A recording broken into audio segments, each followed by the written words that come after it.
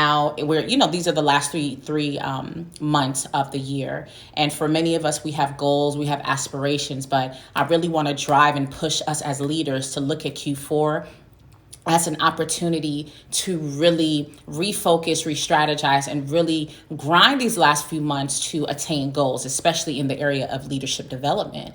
And today, one of the things that I think really stood out was my worldview. We have to realize that our worldview as leaders shape who we are, shape how we think, and shape how we show up. So I want to read this definition here about worldview, right?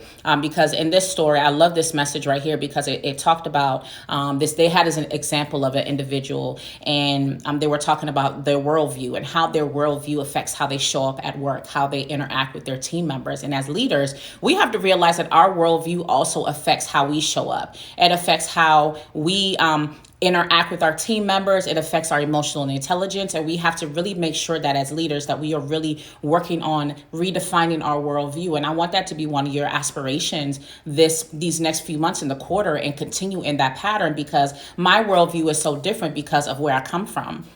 If I haven't shared before, I'm West African, so I'm an immigrant. I came to the United States when I probably was about 10, 11 years old. So I see the world a lot differently because of being an immigrant, because I have parents that live overseas and they come into the country, because I experienced life in another country that had a lot of poverty. I just experienced life in such a different way that come into America, my lens is a little differently. And for us, a lot of leaders, some of us are lacking in having a worldview that is vast, which is affecting how we show up in the workspace. So let's talk about this one specifically. And again, if you guys don't know who I am, I'm Aisha Thomas, your leadership and team development expert. Again, just providing tools, because essentially individuals don't typically quit the organization, they typically quit the leader. So I am really excited about having this conversation about really being individuals who are thinking about having that worldview. All right. So what is a worldview, right? So here it talks about it's a set of beliefs and assumptions that each person holds consciously and unconsciously about the world, how the world operates and the way we operate in the world.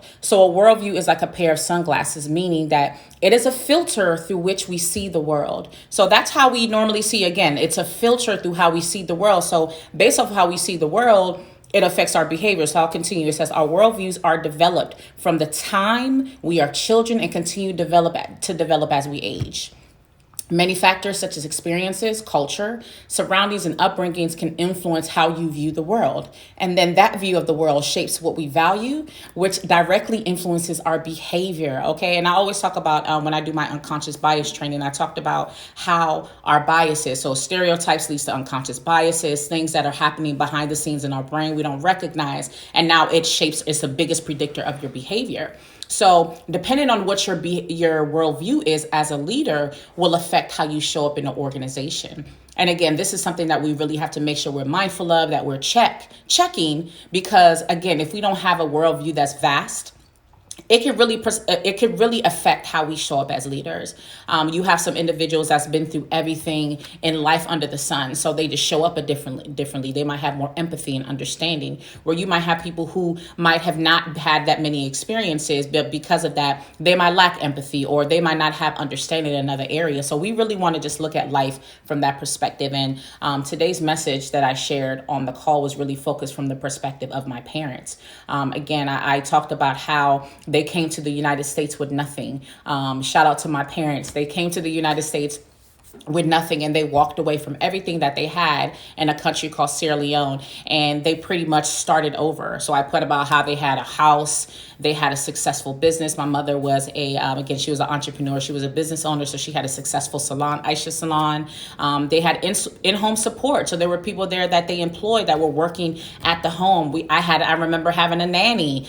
They had a successful profession. My father was very successful in what he did. He had an accounting degree, which he got back home. But they walked away from all of that to basically rebuild in the United States and start completely over. So their worldview is a lot differently, because again, they had a life, and these were people who had a life in another country. They saw the world from a different perspective, because again, the average individual back home, if you look at and I'll show you the map, they make, less than about $100, a month, $100 a year. I mean, there's some people who are really in poverty stricken areas, but they decided, listen, they even walked in a path where they were able to build so much back home, even though you had so many people, that again, the average amount of money they were making was really minimum or small compared to what you see here in the United States. But they were able to start completely over. And for a lot of us, we're going into Q4, we're going into the world with these mindset, not realizing that we're interacting with customers and clients and employees and team members that just have a different perspective. They have a reason for maybe choosing that job. They have a different worldview or a different perspective why they show up every day, but we don't take time to learn that. So I want to again use my parents as an example of, they walked away from everything back home in Sierra Leone to basically have a new start here. So again, just to kind of add you another worldview of wealth. Now, when you're looking at this map here, it shows the different tiers of wealth all around the world and how the wealth per adult.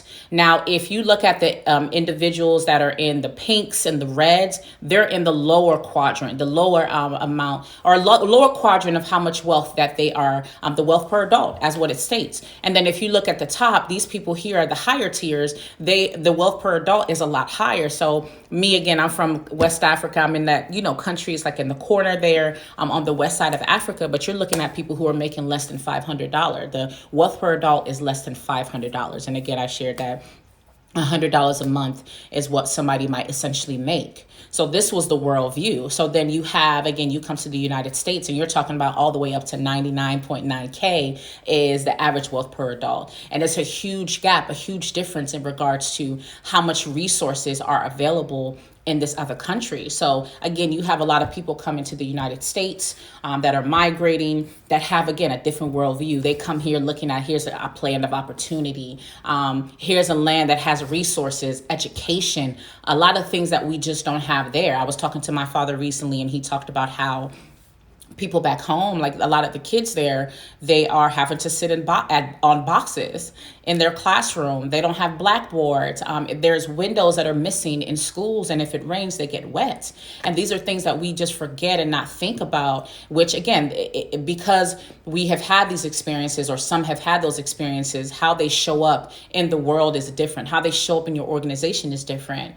And for other people, they might have grown up in the US or in a country or in an area where it was affluent, and they have everything handed to them. And again, they're going into workspaces and they're having clients or they're having team members that, again, might have a different worldview, and we just don't understand it. But the great thing about it is that we have the opportunity to get to know people's story. What is the story behind the person? Why do they show up the way they do? Let me educate myself and open my eyes to the different things happening in the world in order for me to have more empathy, because this is really driven under the aspect of empathy. If I have more empathy and I have more understanding, I can show up better as a leader for my team, because I might not know specifically how it feels to migrate from another country, come here, and come into the world of saying, like, I want to rebuild my entire life so I can provide for my family. I don't understand that, or somebody might not understand the perspective of that single parent, or understand that perspective of that person that just lost a family member, or understand that perspective of someone that might have been homeless a year ago and now they're building themselves back up. We don't have that understanding.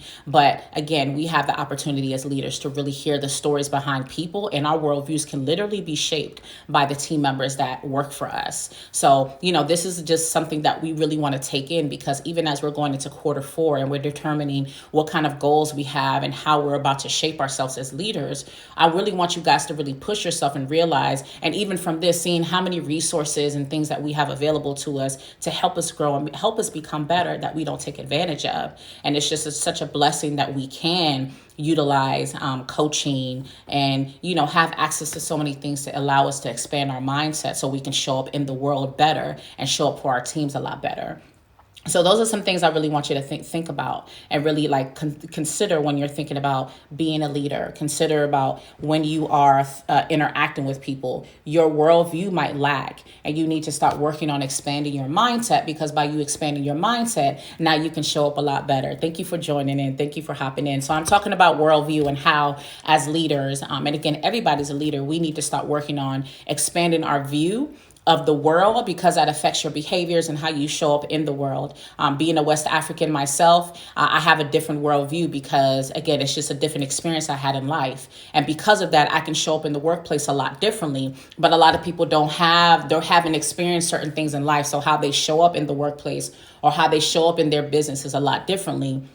So I am pushing leaders out there to be a little bit more open, to start understanding and hearing the stories of other people, so you can build empathy and show up a lot better when you are in these leadership roles. So let's talk about it a little bit more. So again, I talked about my parents. They left everything from the West Africa to basically rebuild, and they started completely over in America. And for a lot of us, some of us have to start completely over in our mindset. A lot of us need to start fully over right now in Q4 and really take a look at how we approached our goals, how we approach leading, how we approach developing ourselves. A lot of us have to let that completely go and start completely over. And the great thing about them is that even though they let go of everything, my parents were able to grind, work hard, and they were able to save money and purchase their first home.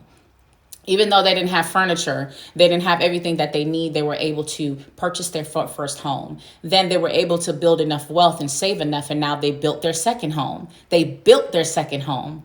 All right. My father retired my mother. My mother no longer even had to work anymore. He had a successful career. Their children were thriving. They had international real estate. My parents have a home here and a home overseas. They were collecting international checks. So because they put in work here in the United States, they were able to get retirement money here. And then they also are doing their thing in West Africa to collect money there. So although they gave up a lot, they were able to still gain from that. And that's why I'm saying, like, anybody out there that is considering, what am I going to do in Q4? Some of us have to let go of certain things in order for us to gain. They left everything and they were able to triple and double what they gained because they let go of some things. So what is it out there that you need to let go as a leader? What kind of mindset? What kind of people? What kind of things that are stopping you? Maybe it's fear that you need to let go. But by letting go those things, now you were able to gain even more. I mean, look at this list compared to the other list. This is what they were able to gain, and this is what they initially just had. They were able to gain so much more by taking on an opportunity, taking on a chance, saying that, okay, we're going to work hard and grind hard and we're going to be able to attain more. So what's keeping you from developing as a leader? What's keeping you from your Q4 goals? What's keeping you from taking your business or your company or your mindset to another level? It should be nothing. So how are you going to do that? Right? And I want to talk about why a lot of people come to the US, because again, we're in the United States, and for us, we have a lot more resources available to us compared to people who have to leave their countries, flee it. They're fleeing persecution, but they're leaving for job opportunities, for education. So I want you to reflect and ask yourself, with all you have access to and resources, even if it's something small, why are you fleeing from your goal or fearful from your goal? Why don't you want to develop as a leader? Why don't you want to say that, no, this quarter, I'm going to get $1,000 every week? Why aren't you saying that I'm going to let go of these relationships so I can gain? Because we have the resources available to us, but for some reason we are limiting ourselves. So we want to make sure that as leaders, as individuals that are trying to shape and figure out what we're going to do these next 3 months, we have to realize we have resources available to us compared to people in other countries. Again, if you go back to this map, the average wealth for individuals in a lot of countries is less than $500, y'all. Less than $500. So what is it that's limiting you from getting to that goal, from changing your mindset, for you having a better worldview? So how can you make your Q4 a success story? First, you want to create a process. What is it? What is your goal? And what is it going to take for you to get to that goal? What is the 1, 2, 3, 4, 5 steps, right? Then you need to commit to the process. I need to commit to it so I can get to this end goal and say, you know what? I don't care by any means necessary. I am going to attain this goal. And then you need to assess weekly. Every week, every Friday, every Saturday, you need to ask yourself, what went well? What went wrong? What do I need to improve on? What do I need to do better? And then when you assess weekly, then you can adjust when needed. You might say, you know what? I spent too much time on the phone this week, or I didn't do X, Y, and Z this week. So let me make adjustments and make sure that I'm going to bed by 10 or having my last conversations by 6 p.m. And then you need to make sure you're creating a new goal beyond your current goal, because once you reach that goal, what's next? Always be prepared. Always prepare yourself for what's next. So yes, my Q3 goal or Q4 goal is to launch a 12-week business development program. But what goes beyond that? I need to start thinking, okay, once I get there, then what's next? Okay, once I launch the program, then what? What do I do after that? What am I going to do in 2021? So always have that foresight and be looking beyond your current goal. And then what that's going to happen is when you're going to be someone that now creates a different perspective, you're going to be able to attain your goals a lot differently, or it's going to be easier for you to attain your goals when you start to really systematize your processes so you can get there. So really start thinking about it. Do I have a process of how I'm going to create my goal? Have I used a SMART goal process? Specific, measurable, attainable, realistic, and timely. Have you committed to the process? Because that mindset has to be right in that process. So what are you going to do to make sure you're committed to the process? Are you assessing weekly to find out what worked, what didn't work? What do I need to change? And making the adjustments when needed. And then beyond the current goal that you have, what are you going to do beyond that? What are you going to do after you reach that goal there? Always have something beyond that. There are a lot of people who say, I want to be a professional sports player. Once they get drafted into the NFL and the NBA, now what? You're in there now, but what now? So always look beyond the current goal that you have and realize that essentially, although no one can go back and make a brand new start, so you can't go back to the beginning of 2020 and change all this mess that happened this year. You can't do anything about last week, last month. However, anyone can start new and make a brand new ending.